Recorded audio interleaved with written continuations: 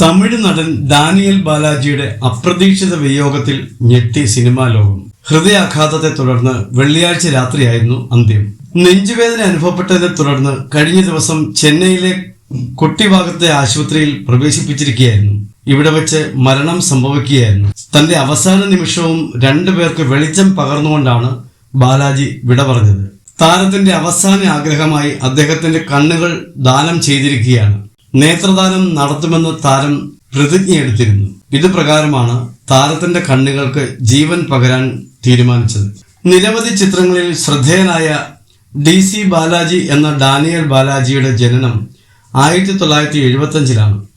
മലയാളം, തെലുങ്ക്, കന്നഡ ചിത്രങ്ങളിലും അഭിനയിച്ചിട്ടുള്ള അദ്ദേഹം കമൽഹാസന്റെ റിലീസ് ചെയ്യാത്ത ചിത്രമായ മരുതനായകത്തിൽ യൂണിറ്റ് പ്രൊഡക്ഷൻ മാനേജറായിട്ടാണ് സിനിമാ രംഗത്തേക്ക് അദ്ദേഹം എത്തിയത്.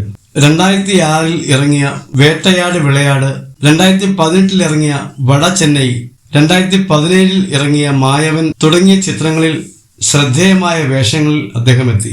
ബ്ലാക്ക് എന്ന ചിത്രത്തിലാണ് മലയാള സിനിമയിൽ ആദ്യമായി അഭിനയിച്ചത്. പിന്നീട് മോഹൻലാൽ നായകനായ ഭഗവാൻ, മമ്മൂട്ടി നായകനായ ഡാഡിക്കൂൾ എന്നീ ചിത്രങ്ങളിലും അഭിനയിച്ചു.